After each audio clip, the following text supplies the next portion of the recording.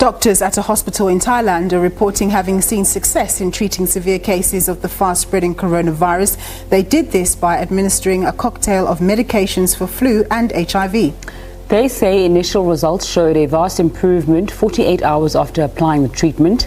Treatment includes a mixture of anti-HIV drugs, lopinavir and ritonavir. The two are used in combination with the flu drug, oseltamivir, in large doses. The Thai medics said the use of the three together in a cocktail seemed to improve the treatment. Thailand has recorded 19 cases of coronavirus. 8 have recovered, while 11 are still under treatment in hospitals. Well, the outbreak of a new strain of the coronavirus in Wuhan has caused a downturn in China's economy. Investors worried about the spread of the virus wiped more than $400 billion of the value of China's stocks in today's first trading session. The epidemic has not only hit the world's second largest economy hard. The case is similar in the Japanese capital as authorities keep Chinese tourists away in a bid to curb the spread of the outbreak. Tour cancellations are said to be severely hitting businesses, with fears that the problem may drag on to the Olympics this year. Let's get more on the story. We're going to cross to our correspondent in Beijing, Patrick Fock. A very good afternoon to you, Patrick. Give us the latest on what's happening with the coronavirus where you are. Okay. Patrick, tell us what's happening where you are. There are now around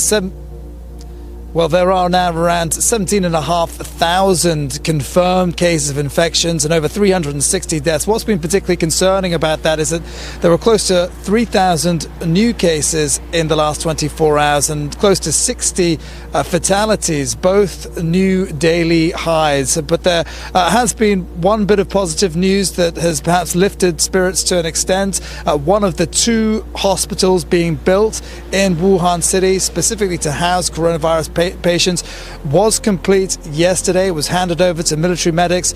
They've taken it over now, and as far as we understand, it started receiving its first patients today. That's important because this was part of the 2003 playbook when China was battling SARS, and it was used to fight that disease. So it's hoped that that will have some positive effect. But certainly the containment efforts continue in Wuhan. They are isolating anybody that's showing any symptoms and anybody that they've come into contact with. In the close by city of Huanggang, they've gone down the road of actually isolating people altogether in their homes and telling them they're not allowed to leave apart from one designated family member who's to go out and collect supplies for them. Another problem that has emerged is that there's been an outbreak that we've just been told about in the last 24 hours of bird flu emerging in Hunan province, the close by province of Hunan. Now, it's not as infectious among humans as the coronavirus is, but it has a higher fatality rate.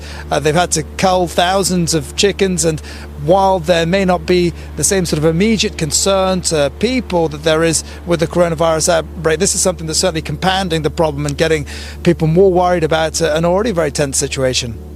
I see it's very quiet behind you. Take us through what people are going about their business like, and also the atmosphere, if there's a sense of panic and people shuttering up indoors. Yeah, well, that's right, because today is the first day after the Lunar New Year holiday, so people are meant to be going back to work. Mostly those that haven't been told that they have an extended break for their safety, but people are avoiding going out. They're all wearing face masks in the street, and if you're not wearing one, they won't let you into shops. When you go into malls, they're registering your temperature and taking your name down and keeping tabs on people, basically, in case they might have come into contact with anybody that's infected. But the mood is still very, very low right now, and there's just a lot of uncertainty because people don't know quite when they're going to get over this. The other thing, of course, is that markets reopened today.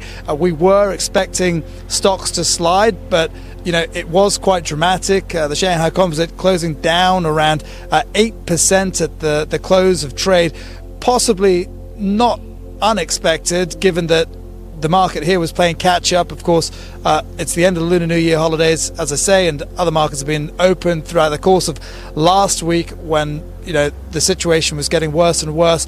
But hard to say what the wider economic impact is going to be in the long term. Talk to us about the flow of information in terms of the coronavirus, in terms of symptoms and the like. How much information is being brought about, and how is it being distributed and received by citizens?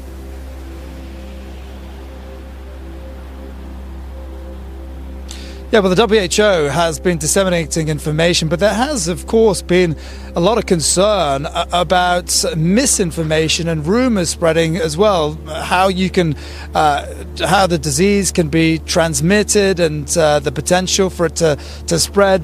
One of the rumours that we've been hearing about, and in fact been reporting on, is that there are some families that believe that they can contract the virus from their pets. Of course, it's widely believed that the virus crossed over from animals to humans in the first place, but there's no evidence to suggest that people's house pets can pass on any disease related to the coronavirus to people, or no sustained evidence of such. And there's been a lot of cases of people abandoning their pets, even here in the capital in Beijing, because people are genuinely worried about that. And of course, a lot of pets are also being abandoned because people are having to take flight. That's just one example of a lot of rumours that are going around that are perhaps quite damaging to the situation. Patrick Fock, our correspondent in Beijing, thanks for your time and that update.